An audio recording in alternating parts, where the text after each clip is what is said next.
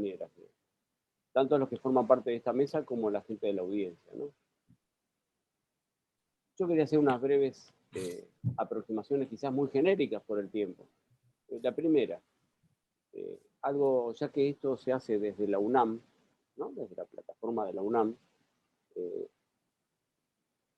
tenemos que darle un pequeño lugar a las ciencias sociales. O sea, esto no es solo un debate político-cultural. Se hace desde una institución educativa, pedagógica como la UNAM. Entonces, una pequeña observación que no quiere ser circunscrita ni limitada al mundillo pequeño de la academia, pero que me parece fundamental para cualquier discusión, ¿no? Para cualquier discusión. Es como una discusión entre amigos, o una discusión de pareja, o una discusión de vecinos. Antes de discutir tenemos que ponernos de acuerdo en los términos que vamos a discutir. Si no, es una pelea callejera de un borracho con un drogado. Entonces, primer presupuesto, ¿desde dónde abordar la cuestión de Cuba? Y yo creo que hoy en día hay un consenso muy grande en las ciencias sociales y en múltiples corrientes de pensamiento, desde las que son revolucionarias y simpatizan con el socialismo y con un mundo no capitalista, las que están en el medio, que no saben bien qué hacer, que quisieran un capitalismo un poquito mejor, perdón, hasta incluso las que son más bien liberales. Pero hay un gran consenso que en el mundo del 2021 no se puede discutir ningún país aislado. O sea, el viejo esquema de que se podía discutir o analizar cada formación social, cada sociedad aislada del contexto mundial y hacer historias nacionales, debates puramente nacionales, me parece que desde el mundo de cuando emerge la globalización, yo creo que desde antes, ¿no? Eso está perimido, eso es demasiado, ya está superado en la historia. Sin embargo, hemos visto el intento artificial, interesado, manipulado, de aislar a Cuba como tema de debate, como tema de discusión, se esté a favor, se esté en contra, se esté en el medio, haya confusiones, discutir a Cuba como algo aislado del mundo. Y eso es inviable en términos metodológicos. Y no hay tiempo, por lo cortito del evento, como para hacer la historia de todas las escuelas de pensamiento, ¿no? Desde la teoría del sistema mundial de Wallerstein a la teoría marxista de la dependencia. En fin, hay una cantidad enorme de corrientes distintas entre sí que hoy en día ponen en discusión la posibilidad de discutir país por país aislado. Y menos, como dijeron todos, y como resaltó Nayar en la presentación, disculpas, como resaltó Nayar en la presentación, en un mundo de pandemia global. Acá hay una crisis planetaria, y acá hay una crisis ambiental y ecológica planetaria. Y hay una crisis del imperialismo, perdón que use una mala palabra, que algunos se pueden ofender, porque hoy en día hay cierto complejo de inferioridad en las izquierdas, ¿no? Se tiene miedo de utilizar conceptos para que no se enoje la academia, el mainstream, o para que no nos ataquen los de Miami. Entonces hay palabritas que ni las mencionamos. No, hay que mencionarlas. Hay que superar el complejo de inferioridad y al pan pan, al vino vino. Y llamemos a las cosas por su nombre. Vivimos en un sistema mundial imperialista. Y ese imperialismo, como bien mencionó Nayar, que lo resaltó Atilio Borón, y una cantidad enorme de intelectuales y de pensadores y pensadoras a nivel mundial, está en crisis. El imperialismo no está en un momento de apogeo, de auge, de expansión, está en un momento de crisis superior a la crisis de 1929, de la que todos hemos escuchado hablar, los especialistas y el que no es especialista, todo el mundo escuchó hablar del crack del 29, superior a la crisis de 1973-74, superior incluso a la crisis del 2008, la crisis del 2021 es infinitamente superior a todas las crisis mundiales previas, porque ya no es solo una crisis económica, financiera, productiva, acá hay una multiplicidad de crisis, y el imperialismo, donde Estados Unidos ha jugado un rol fundamental como gendarme político-militar, como dueño de la moneda que ha manejado desde la segunda posguerra las finanzas internacionales, que es el dólar. ¿Quién tiene la capacidad de emitir dólares? Estados Unidos. tengan o no respaldo los billetes verdes, ellos tienen la maquinita para emitir los verdes, los billetes verdes. Bueno, ese sistema mundial imperialista, donde Estados Unidos ha jugado un rol central arrastrando de manera humillante a la OTAN, ¿no? Que no deja de ser peligrosa, pero siempre va como el hermano menor de Estados Unidos, está en crisis. Y en ese contexto, discutir a Cuba como algo aislado es artificial, tirado de los pelos, no resiste el menor análisis. Sin embargo, si uno se toma el trabajo, media hora, no mucho más, de recorrer toda la prensa que se emite desde Miami, desde la Florida, que es abrumadora, es, yo diría, exagerada, ¿no? Porque no es que hay 2, 3 periódicos, 4 periódicos, hay una cantidad de dólares, de miles y miles de dólares, que el Estado norteamericano le saca a su propia población, que está abandonada y que ha tenido más de 500.000 de gente fallecida, superior a las dos guerras mundiales, a la guerra de Vietnam, a la guerra de Irak, a todas las guerras que ha tenido Estados Unidos, le saca ese dinero a la población norteamericana para ponerlo en la contrainsurgencia, en la contrarrevolución, cuyo foco está en Miami, en la Florida. Y en el conjunto de periódicos, blogs y todo esto que se ha mencionado en las redes sociales que se emite desde la Florida, primero es exagerada la cantidad que hay, es exagerada. Y en segundo lugar, siempre, invariablemente se habla de Cuba como algo aislado, como si existiera una burbuja al margen del sistema mundial. Cuando cualquier persona con sentido común, pero no hay que estudiar las polémicas de Lenin con Rosa Luxemburgo, Bujarin, no hay que ser un especialista en economía política. Cualquier persona de sentido común que mire un noticiero y que me ponen, uy, Cuba, tiene graves problemas, y la pregunta es, pero ¿y los que están al lado qué? ¿Están de fiesta y están de joda? No, están mucho peor que Cuba, pero de eso no se habla. Y ese mensaje ha logrado penetrar al interior de la sociedad cubana. Entonces, primer principio metodológico para ordenar la conversación, y yo creo que no solo en esta mesa, sino en cualquier mesa de debate, yo no me sentaría nunca a debatir sobre Cuba si no me aceptan este principio metodológico. Cuba es una formación social en el lenguaje de las ciencias sociales, si quieren el lenguaje más popular, es una sociedad, es un país que está inserto en un sistema mundial. Y si la aislamos del sistema mundial, es todo un gran disparate. Es el discurso de un borracho contado por un drogado y relatado por un loco. Entonces, Cuba está en un sistema mundial. Los problemas de Cuba son reales, porque nosotros no somos una banda de desquiciados que pretendemos decir que en Cuba se vive en el paraíso y que hay una gente maligna que viene del infierno que nos quiere convencer de que no, de que ese paraíso no existe. Ninguna de las personas que formamos parte de esta mesa, y creo que de la audiencia, aceptaría ese relato porque es demasiado infantil. Cuba tiene problemas reales, pero hay que abordar esos problemas reales insertándolos en un sistema mundial, insertándolos en un contexto internacional.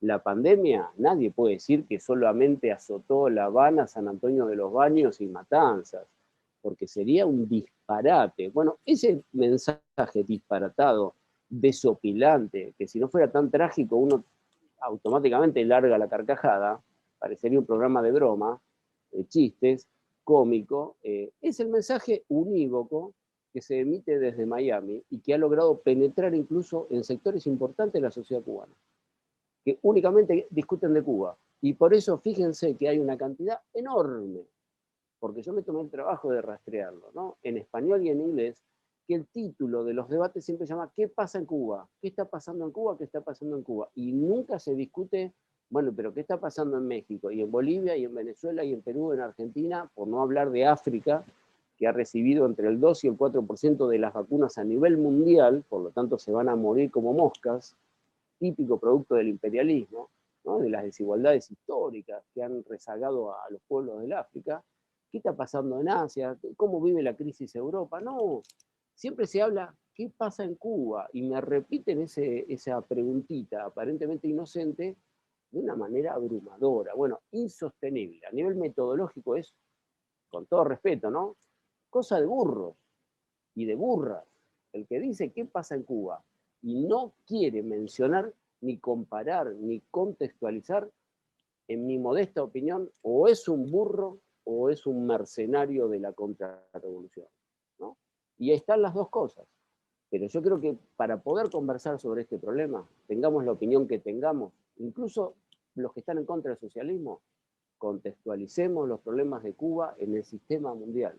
Y en el sistema mundial que hoy está en una crisis agudísima. Yo no sé si este es el ocaso final, otros hablan del capitalismo senil, otros hablan de la etapa crepuscular, distintas metáforas. Pero que esto está en crisis, está en crisis. Que hay una crisis humanitaria a nivel mundial, innegable. Que hay una crisis económica a nivel mundial, donde potencias fundamentales del imperialismo mundial han descendido su Producto Bruto Interno en alrededor del 10%, es innegable. Entonces, discutir de manera inocente, como Heidi, ¿qué pasa en Cuba? Sin hablar de todo este contexto, me parece interesado, falso, manipulador, y no es casual que esté financiado desde Miami. Eso es lo primero fundamental que quería decir. Para acotarme al tiempo, ¿por qué atacan tanto a Cuba? Porque Cuba, el tema de esta mesa es el ataque contra Cuba. Y como bien se ha repetido, y yo simplemente me pliego a lo que ya se dijo, este no es el primer ataque.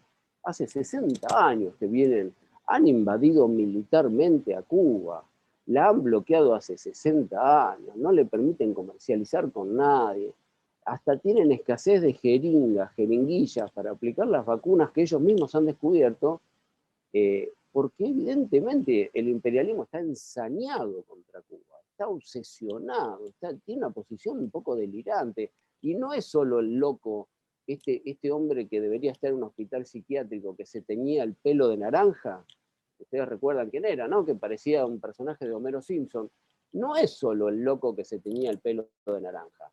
Los supuestos alternativos, aparentemente más moderados, más racionales, más amables, han continuado y han profundizado la política agresiva de ese chiflado que se teñía el pelo de naranja y que decía que la pandemia era una pequeña gripe, que no pasa nada, y tuvieron más de 500.000 de personas fallecidas.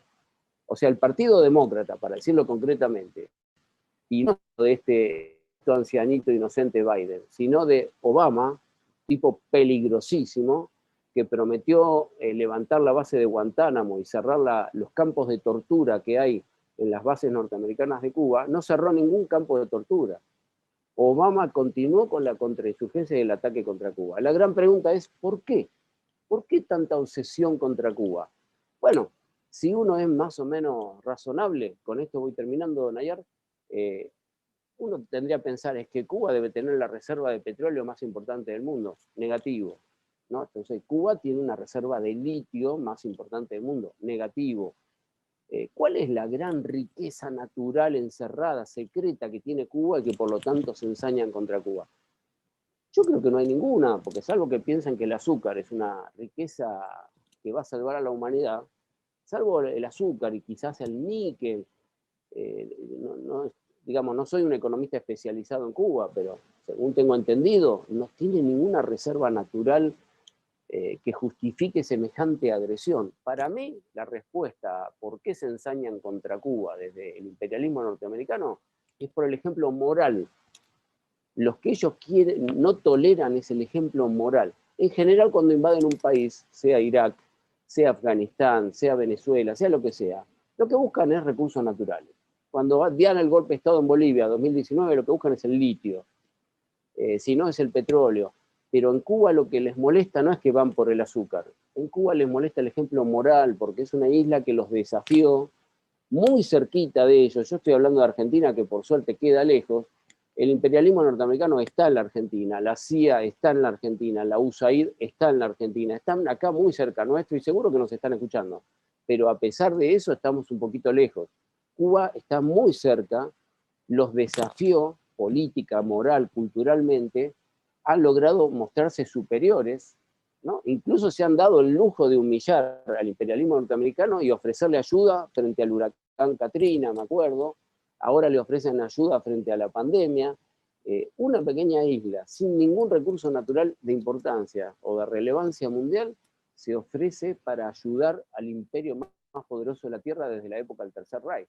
Bueno, ese ejemplo moral es lo que quieren destruir. Por eso la obsesión. Por último, y seguimos en la segunda ronda, me da la impresión que hay que diferenciar dentro de las protestas del 11 de julio problemas reales que vive la sociedad cubana y que ninguna de las personas que estamos en esta mesa desconocemos, porque si no seríamos gente un poquito fuera de órbita, ¿no? Hay problemas reales. Si a mí me faltara la comida y tengo la nevera, el refrigerador, la heladera, como lo querramos llamar, o sea, ese aparato donde uno en general pone la comida para que no se pudra, si yo tengo la heladera vacía durante mucho tiempo, seguramente me va a generar incomodidad.